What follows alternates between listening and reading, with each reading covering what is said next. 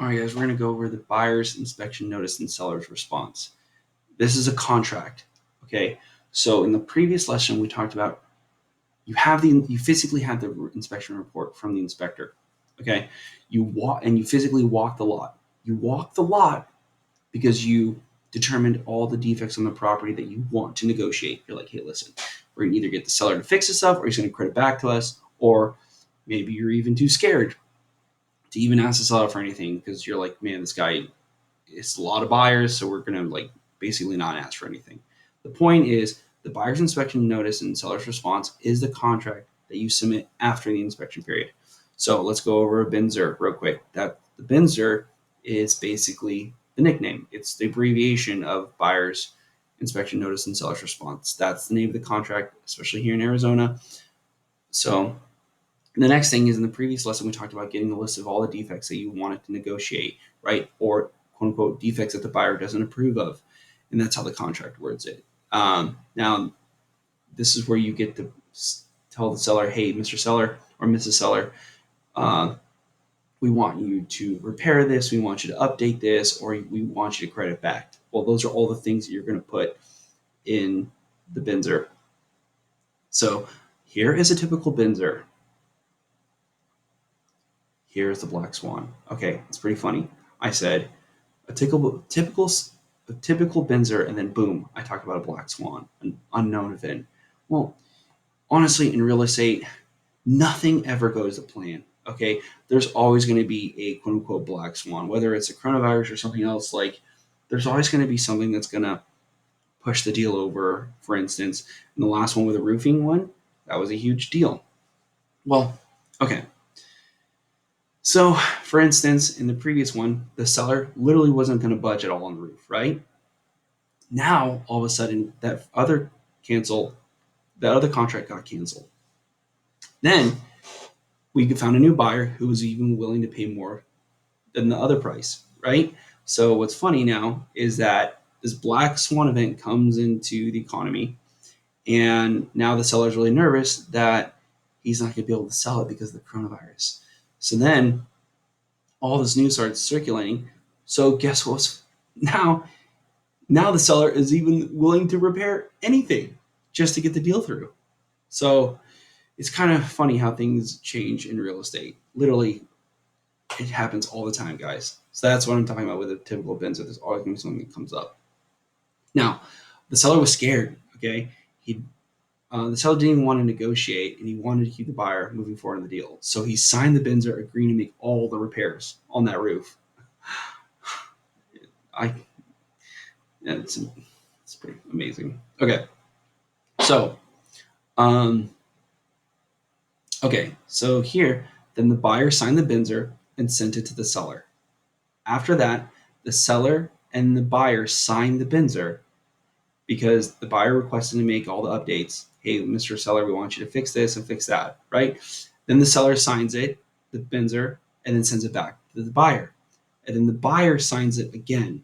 Okay, that's why it's called a buyer's uh, inspection notice, seller's response. So you have the buyer submitting the inspection notice, the seller responds to that notice, and then the buyer agrees to that notice. And that's how, and then after all those are signed, then you have agreed upon contract.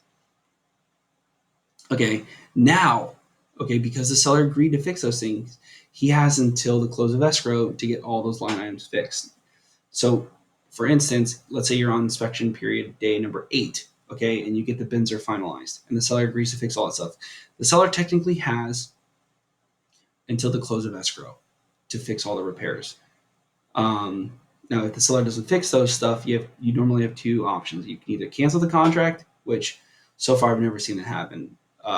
If a buyer really wants it and the seller's behind on fixing some of the stuff before the close of escrow, they don't really worry about it. They basically submit something called an addendum to extend the close of escrow date, give the seller more time to make the updates as necessary.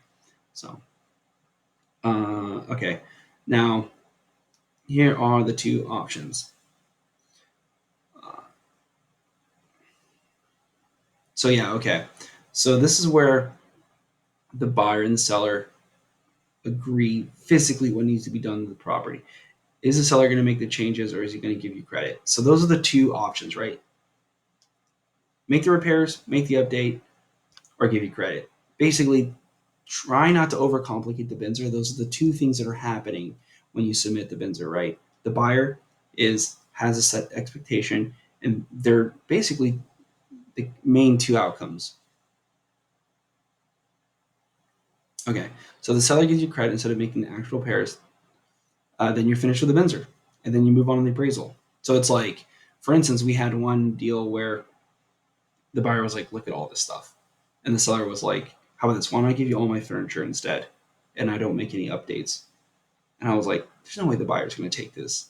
I go back, the buyer accepts. He's like, "I don't want." Okay, fine, sweet. I don't have to buy any furniture. So he's like, and he got his handyman in there and fixed some of the stuff, and then he had a whole house new furniture. So, guys, real estate is really funny. Like you can negotiate a lot of different things in the BINSR. So, uh, the other thing too, let me double check this one note I put here. The underwriter determines the level of risk and whether you can pay back the loan. So the appraisal makes sure that the underwriter that the property's intrinsic value. Okay, so that's where we just talked about why it's really important that uh, when you do agree not to make any repairs, like if there are still remaining defects that the bank now knows about because it's in the inspection report, is the underwriter going to be pissed and be like, "Hey, listen, we're not going to approve this because we need these things defective. These are those defects that need to be um, updated." So just kind of note of caution. Okay, option number 2. If seller agrees to make some of the repairs, then you finalize the BINSR. Bingo. So now we talked about option number 2, right? Where it's like, hey, they're going to make the repairs. Now on the final walkthrough, which normally happens like a couple days before the close of escrow, you're going to validate that the updates and repairs are made by the seller. So that's why at the end, before you do the close of deal, right? Make sure you physically walk the lot at the end again. So you're going to walk the lot during the inspection period, and you're going to walk the lot at the end to make sure that the repairs were done from the BINSR. Now, we talk about finalizing the BINSR. Uh, yeah, sorry. Okay, so basically, yeah, making sure, emphasizing again that the buyer has to walk the lot before the close of escrow to make sure that all the agreements that were done in the BINSR were finalized. And then priming for the appraisal. Um, okay, so for instance, the moment that everything is done in the BINSR and you submit it and everyone agrees upon, you got to hound your bank to get that appraisal out there.